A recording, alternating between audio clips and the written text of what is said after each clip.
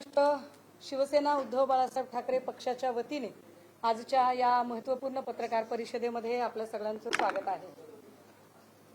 सन्माननीय राज्याचे मुख्यमंत्री देवेंद्र फडणवीसजी काल असं म्हणाले, म्हणजे ते तसं नेहमी बोलतात आणि फार हसून आणि फार व्यवस्थित पद्धतीने ते सांगतात। संपूर्ण देशात पेपर फुटीची आणि त्याच्या संबंधाने सगळ्या विद्यार्थी वर्गामध्ये एक संतापाची लाट आहे आणि अशा सगळ्या काळात भाजपच्या पोलिसांचे रोज नवे कारनामे पुढे येत आहेत। पण असं असताना सुद्धा या सगळ्या प्रकरणामध्ये ज्या पद्धतीने खरं तर हे प्रकरण हाताळायला पाहिजे ते हाताळलं जात नाही, हे फार विशेष आहे। आणि उलट राज्याचे मुख्यमंत्री देवेंद्रजी काल असं म्हणाले की सगळ्यात मोठा टीईटी परीक्षा फुटीचा घोटाळा हा ठाकरेंच्या काळात झाला। कदाचित त्यांच्या स्क्रिप्ट रायटरने मुद्दाम चुकीचं लिहिलं असेल किंवा नकळत चुकीचं लिहिलं असेल किंवा बरोबर लिहिलंय परंतु सीएम साहेबांकडून चुकीचं वाचन झालं असेल। मी जरा करेक्ट केलं पाहिजे की सगळ्यात मोठा टीईटी पेपर फुटीचा जो घोटाळा होता तो ठाकरेंच्या काळात झाला नाही, ठाकरेंच्या काळात उघडकीस आला। मी पुन्हा एकदा रिपीट करते, हा घोटाळा ठाकरेंच्या काळात उघडकीस आला।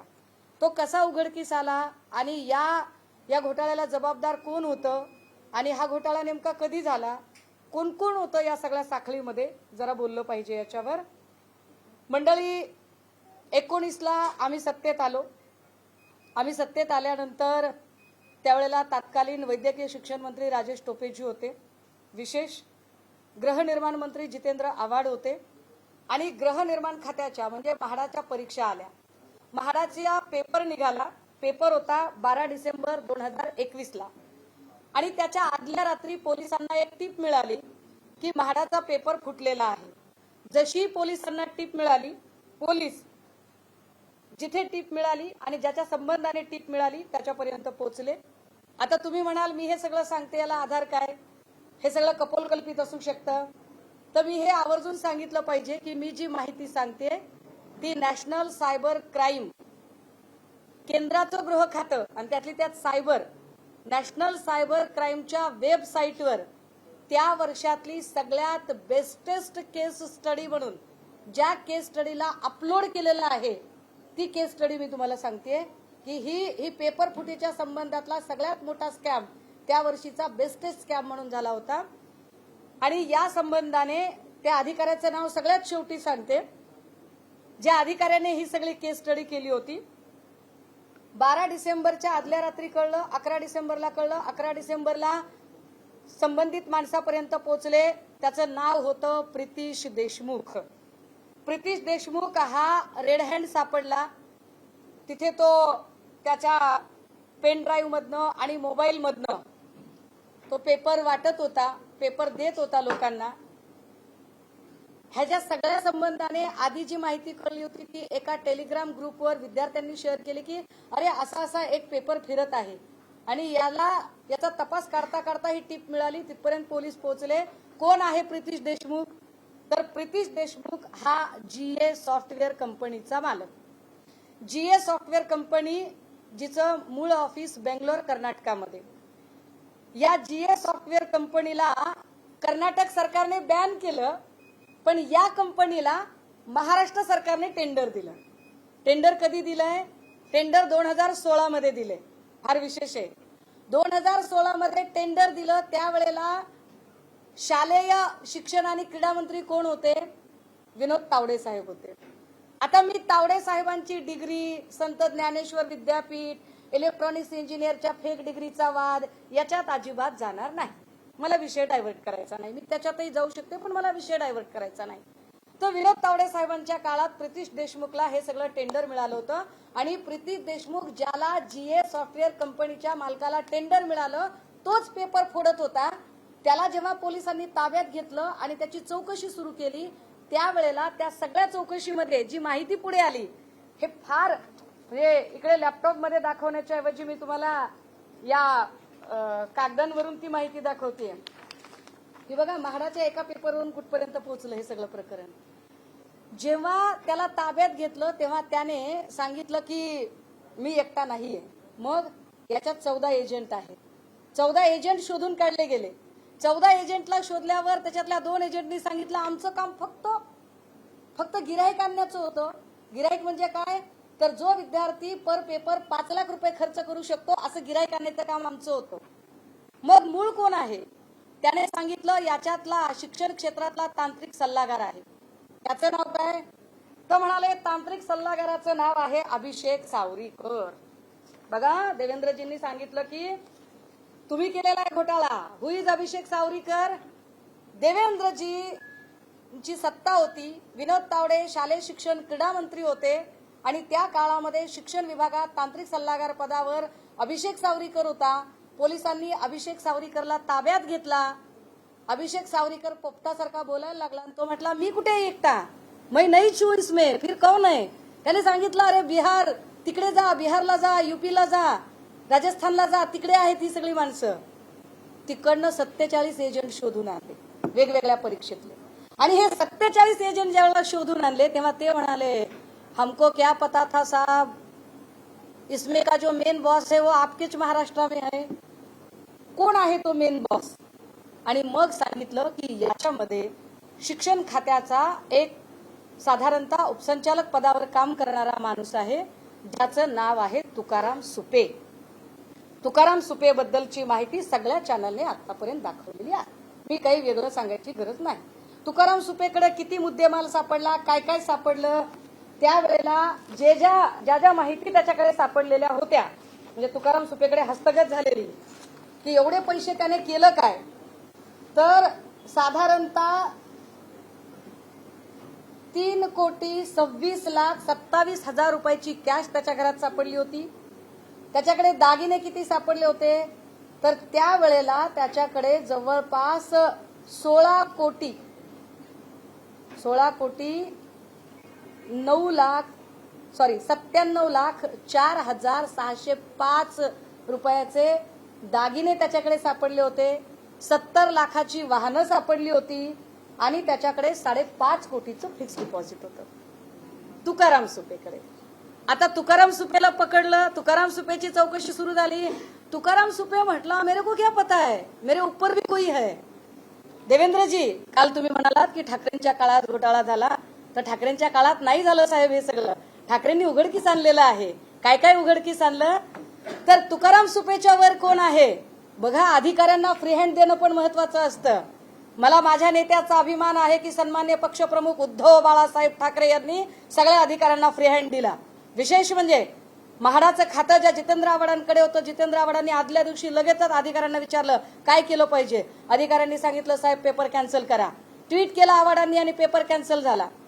आरोग्य खात्याचा पेपर असाच लीक झाला होता. राजेश टोपेजींना कळवलं. टोपेंनी सांगितलं अगदी कुणीही असला, माझ्या ऑफिस मधला असला तरी सोडू नका. सगळ्या मंत्र्यांनी मिळून फ्री हँड दिला आणि एका माणसापर्यंत पोहोचले. कोण होता याच्यातला टॉपचा, तर त्याचं नाव होतं सुशील खोडवेकर, जे डायरेक्ट IAS ऑफिसर होते. आता हे डायरेक्ट IAS असणारे सुशील खोडवेकर त्यावेळेला एज्युकेशनला डेप्युटी सेक्रेटरी होते, उपसचिव असणारे सुशील खोडवेकर, उपसंचालक पदावरचा तुकाराम सुपे, तांत्रिक सल्लागार असणारा अभिषेक सावरीकर. ही सगळी लाईन शोधून काढली गेली. आता ही सगळी लाईन शोधत असताना ज्या जागा त्यावेळेला निघालेल्या होत्या त्या जागा एकूण किती होत्या, किती जागांच्यासाठी ही सगळी परीक्षा झालेली होती, तर साधारणतः 5.25 लाख विद्यार्थ्यांनी फॉर्म भरले होते. हे फार उल्लेखनीय आहे की जेव्हा 5.25 लाख विद्यार्थी फॉर्म भरतात, जागा होत्या 15,000. 15,000 जागेसाठी 5.25 लाख विद्यार्थी फॉर्म भरतात. आणि विशेष गोष्ट आहे की त्यातले साधारणतः 15,000 विद्यार्थी सिलेक्ट झाले. पण तुकाराम सुपेच्या ऑफिस मधले 50 कम्प्युटर रजिस्टर सील झाले आणि त्या सगळ्या कम्प्युटरमध्ये काही उत्तरपत्रिका, काही हॉल तिकीट्स त्याच्यातनं जप्त करण्यात आले. आणि त्यात असं कळलं की किती विद्यार्थ्यांनी चिटिंग केली आहे, किती विद्यार्थ्यांनी हा फुटलेला पेपर विकत घेतलेला होता, तर तब्बल 7,500 विद्यार्थ्यांनी. देवेंद्रजी, मी तुमच्या काळातलं सांगते सगळं. ठाकरेंनी उघडकीस आणलं, हे फार महत्वाचं आहे. ठाकरेंनी उघडकीस आणलं. ठाकरेंच्या काळात नाही घडलं, ठाकरेंनी उघडकीस आणलं. फडणवीस साहेब तुमच्या काळात तावडे साहेब शिक्षण मंत्री होते, या काळात हे सगळं झालेलं आहे. आणि अधिकाऱ्यांचं नंतर काय झालं ते पण सांगणार आहे.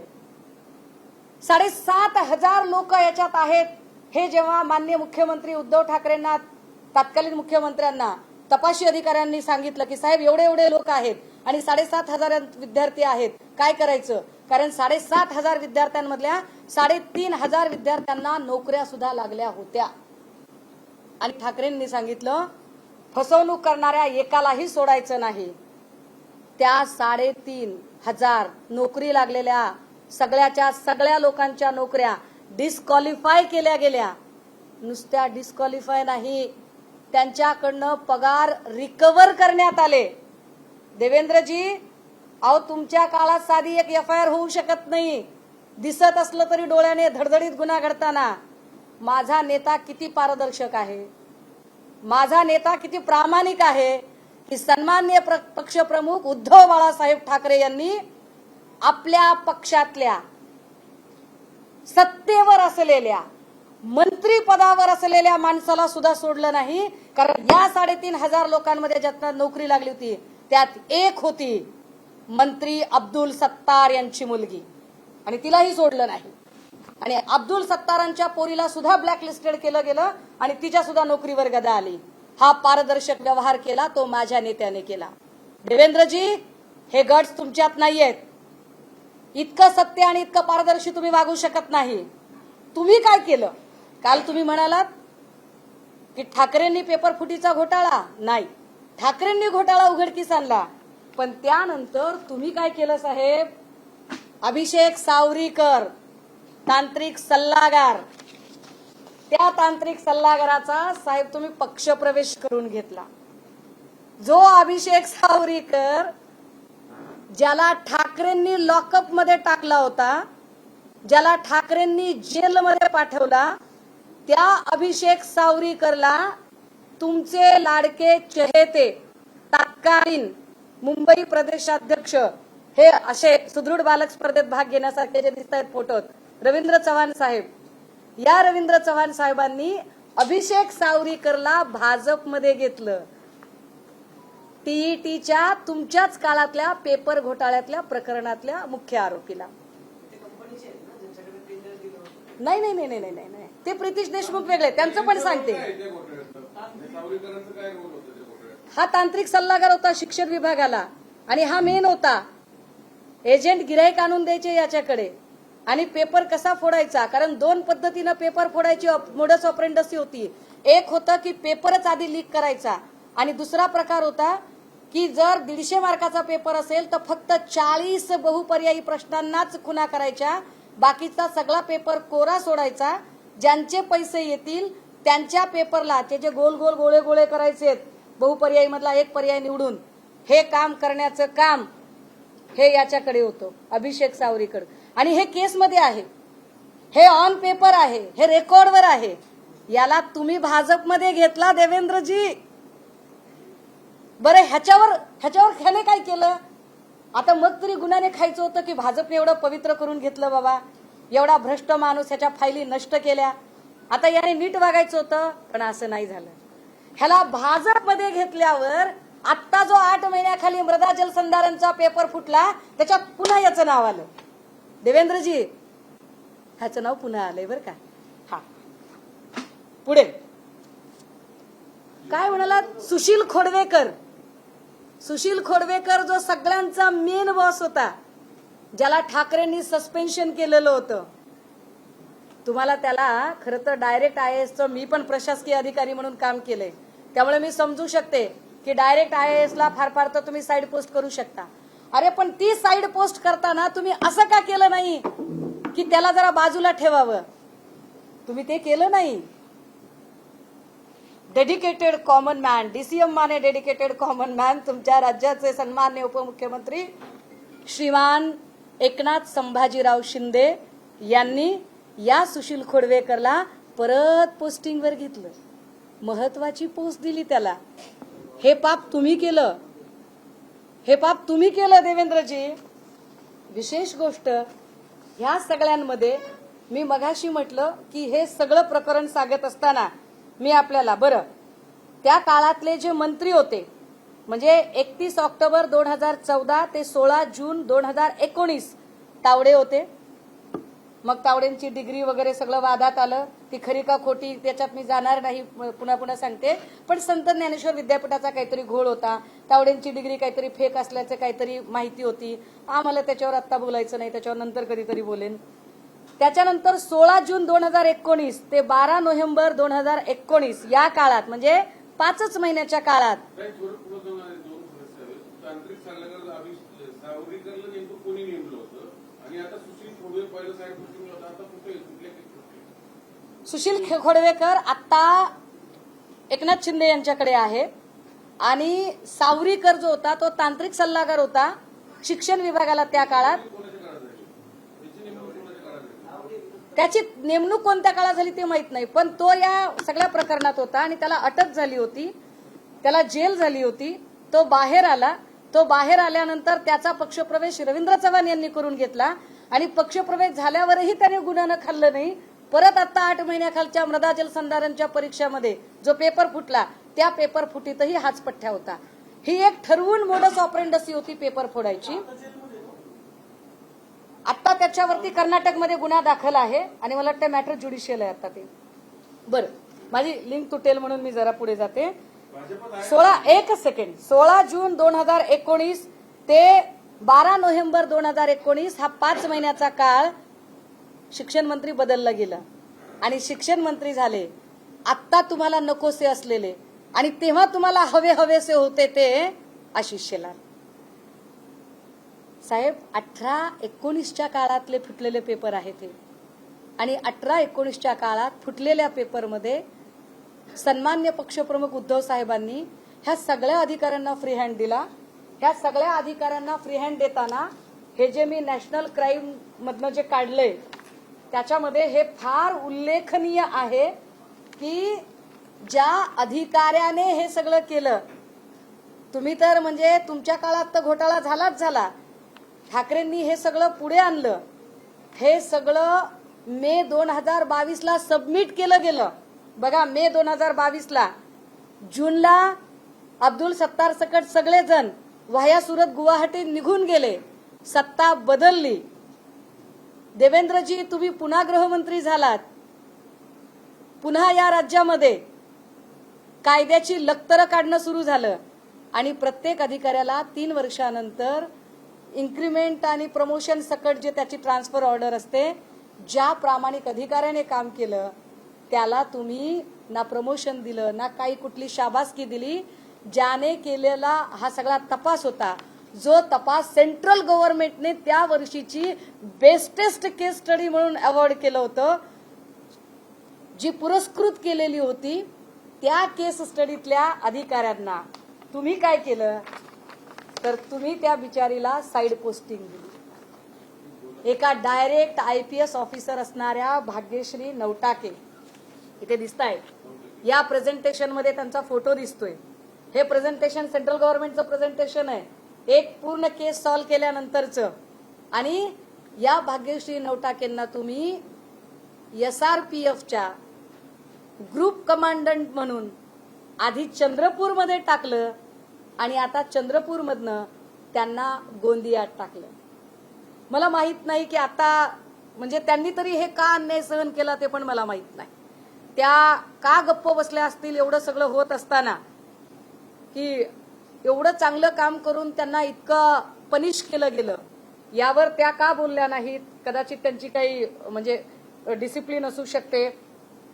परंतु हे सगळं घडलं आणि हे सगळं घडताना देवेंद्रजी तुम्ही उघड्या डोळ्याने बघत होतात. विशेष या मॅडमना फक्त आणि फक्त तुमच्यापर्यंत गोष्ट, तुमच्यापर्यंत म्हणजे तुमच्या लोकांपर्यंत गोष्ट पोचते म्हटल्यावर यांना पनिश करण्यात आलं. यांना पनिश करण्यामध्ये तत्कालीन पोलीस महासंचालक रश्मी शुक्ला यांचा फार मोठा हात होता. रश्मी शुक्लांचं प्रकरण पुन्हा कधीतरी बोलूया, मला विषय अजिबात डायव्हर्ट करायचा नाही. पण भाग्यश्री नवटाके या अतिशय प्रामाणिक पोलीस अधिकाऱ्याला जो फ्री हँड ठाकरेंनी दिला होता, देवेंद्रजी, मृदा जलसंधारणचा आत्ता पेपर फुटलेला आहे, तुम्ही त्या प्रकरणात किंवा आत्ता महाराष्ट्रातल्या कुठल्याही प्रकरणात एका तरी पोलीस अधिकाऱ्यांना हा फ्री हँड देऊ शकता का? तर त्याचं उत्तर नाही असं आहे. त्यामुळे याच्यावर तुम्ही अजिबात न बोललेलं बरं. आता तुम्ही विचारा. मार्च 2022 मध्ये साधारण 4,000 पानांची चार्जशीट जी आहे ती फाईल केली. हा, टीईटीच्या बोर्डाने. अगदी. तर सगळ्यात मोठी नावं आहेत. तुकाराम मुंडे असतील. आणि विशेष या केस स्टडी मधली बघा ही तारीख बघा, याचं प्रेझेंटेशन जे नॅशनल लेवलला झालंय, टीईटी एक्झाम 2018 आणि 19. तर हे टीईटी एक्झाम 2018 आणि 19 ज्याची प्रक्रिया साधारणतः 16 पासून सुरू होते, कंत्राट देण्यापासून, हे सगळंच्या सगळं काम 2018 आणि 19 हे सगळं काम देवेंद्रजी तुम्ही सत्तेत असताना, तुम्ही गृहमंत्री असताना झालंय. याचा अजून एक अर्थ होतो देवेंद्रजी, की जेव्हा जेव्हा तुम्ही गृह खातं हातात घेता तेव्हा तेव्हा या राज्यात कायदा नावाची गोष्ट अस्तित्वात राहत नाही. जेव्हा जेव्हा तुम्ही गृह खातं हातात घेता तेव्हा तेव्हा या सगळ्या गोष्टी पुढे येतात. विशेष या सगळ्यांमध्ये म्हणजे तावडेंनी प्रितीश देशमुखला एका बॅन केलेल्या कंपनीला कंत्राट द्यावं यासाठी तावडेंना शिफारस कुणी केली, याचं उत्तर एकदा तुम्हीच द्या. आणि जर तुम्ही त्याचं उत्तर खोटं दिलं तर मी पुन्हा एक पत्रकार परिषद घेऊन पुन्हा तुम्हाला पुराव्यासकट सांगेन. मग तेच म्हटलंय ना की 4,000 पानांचं जर चार्जशीट दाखल झाले Yes. 2022 Yes. मार्च 2022 ला झालेलं आहे. आज 2026. अग्नी गोल्ड ऑन बोर्ड आलेली नाही केस. आता एका बाजूला यांचं म्हणणं आहे की फास्ट ट्रॅक गोल्ड हे नीटच्या वगैरे एक्झॅक्टली. मला 7,880 विद्यार्थी आहेत त्याच्यात. मी तुमचं मनापासून स्वागत आणि कौतुक करते, आभार मानते की तुम्ही मला हा प्रश्न विचारला की 4,000 पानांचं जर चार्जशीट 2022 मार्च 2022 ला जर दाखल झाले तर फास्ट ट्रॅक कोर्टचे जी सगळी नाटकं करणारी जी लोक आहेत त्या लोकांनी अजूनही हे प्रकरण बोर्डावर का येऊ दिलं नाही. कारण हे प्रकरण जर तात्काळ बोर्डावर आलं असतं तर अनेक विद्यार्थ्यांचं भविष्य जे या परीक्षेच्या निमित्ताने टांगणीला लागलं किंवा नंतरच्या परीक्षा लांबणीवर गेल्या, त्यामुळे अनेक विद्यार्थी यजबार झाले. त्या सगळ्या विद्यार्थ्यांना कदाचित आपलं भविष्य वाचवता आलं असतं, पण ते झालं नाही. मला वाटतंय या प्रश्नाचं उत्तर सगळ्या स्वायत्त यंत्रणा आपल्या दरबारी बांधील ठेवणाऱ्या भाजपच्या लोकांना विचारलेलं जास्त खरं. ज्या भाग्यश्री नवटेकचं तुम्ही नाव घेतलं त्या डायरेक्ट IPS आहेत, आता चंद्रपूर गोंदियामध्ये असणार आहेत. हा सगळा प्रकरण झाल्यानंतर BHR प्रकरणात त्यांच्यावर गुन्हा दाखल करण्यात आलाय. त्यामुळे असं कुठेतरी वाटतंय का की एका बाजूला ऐका, BHR प्रकरण म्हणजे भाईचंद हिराचंद रायसोनी प्रकरण, ज्या प्रकरणामध्ये सुनील झंवरला अटक झाली होती. सुनील झंवर हा गिरीश महाजनांचा अतिशय निकटवर्तीय, त्याच्यातले अनेक तपशील मी सांगू शकते, पण आत्ता या मूळ विषयावरचा फोकस डायव्हर्ट होऊ नये म्हणून मी कृपया मला समजून घ्या की मला हाच फक्त एवढाच एपिसोड सांगायचा आहे. आणि भाग्यश्री नवटाके सारखे अनेक अधिकारी जे खूप प्रामाणिकपणे काम करतात त्यांना कसं पनिश केलं जातं, त्यांना कसा त्रास दिला जातो हे या निमित्तानं स्पष्ट होतंय.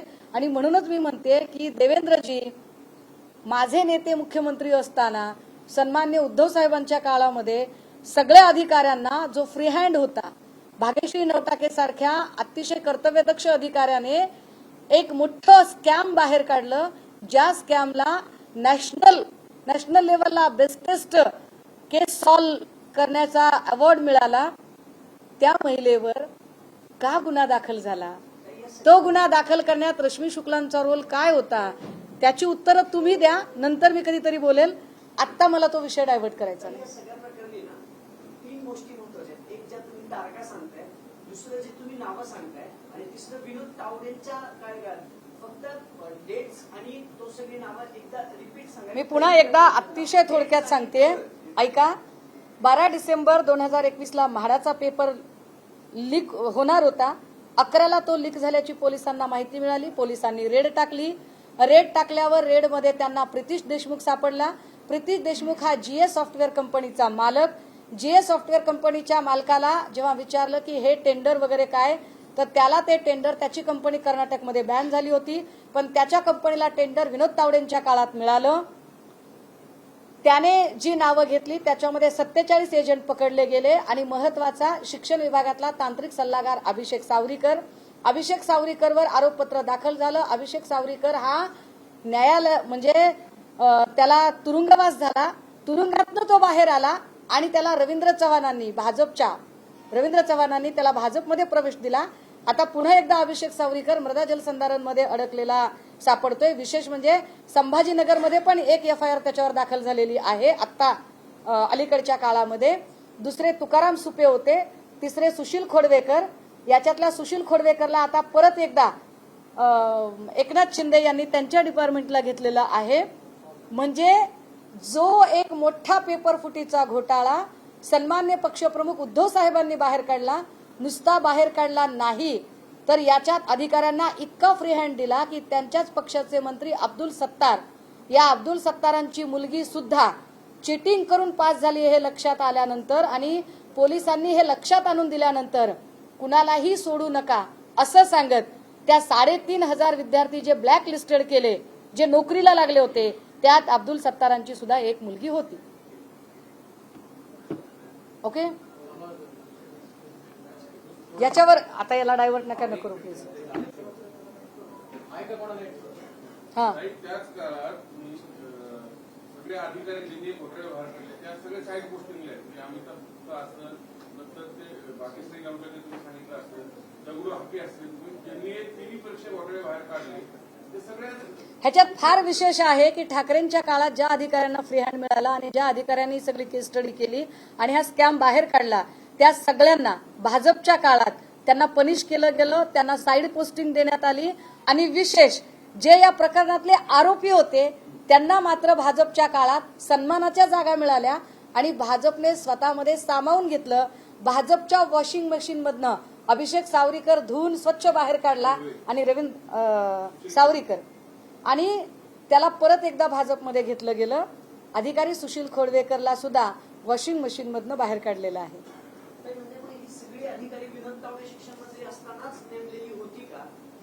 नाही, असं म्हणता येणार नाही. कारण बघा याच्यामध्ये खोडवेकर हे डायरेक्ट IAS ऑफिसर आहेत, तुकाराम सुपे हे मला वाटतं MPSC थ्रो आहेत आणि तांत्रिक सल्लागार असणारा जो माणूस आहे तो क्लिरिकल मधला माणूस होता, सावरीकर जो होता तो.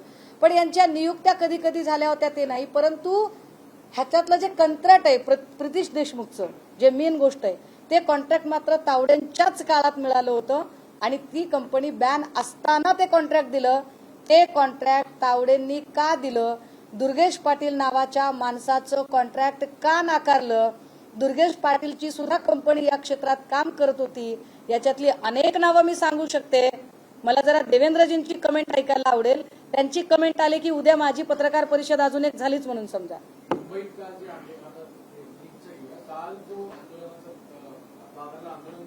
या प्रकरणातला ज्या महिलेचा विनयभंग केलेला आहे याच्यामध्ये देवेंद्र फडणवीसजी तसेच विधान परिषद उपसभापती अहिरजी आणि राज्यपाल महोदय या 4ही लोकांना मी काल मेल टाकले होते. त्याच्यातनं आणि काही अधिकाऱ्यांकडनं जेव्हा माहिती मिळाली त्याच्यानुसार हा जो माणूस आहे हा कॉन्स्टेबल असल्याचं कळतंय आणि हा काय म्हणतात त्याला मिल्स स्पेशल नावाची जी पोलिसांमधली जी एक शाखा असते मिल स्पेशल म्हणून, त्या मिल स्पेशल मधला हा कॉन्स्टेबल असल्याची माहिती मिळत आहे.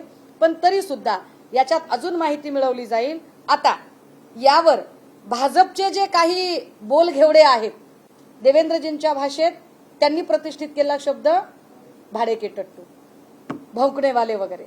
तर देवेंद्रजी जसं सांगतात तसे त्यांच्या पक्षातले जे भौंकणेवाले आहेत ते असं म्हणतात की तो पोलीस नव्हता.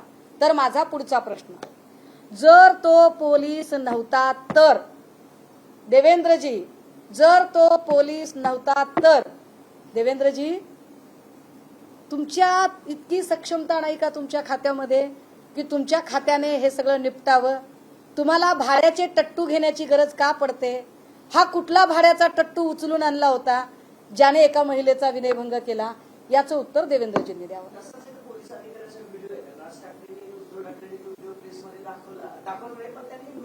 सांगले नावाचा जो पोलीस अधिकारी होता त्याच्यावर तातडीने जेव्हा आम्ही सगळ्यांनीच टीकेची झोड उडवली त्यावेळेला सांगलेचं सस्पेन्शन झालेलं आहे. काही रात्री वांगचूकचं उपोषण सोडवलं गेलं. ऐका ना, माझा विषय डायव्हर्ट होईल याच्यातनं. मी बोलेन आपल्याला याच्यावर. आंदोलन चालूच आहे. थँक्यू.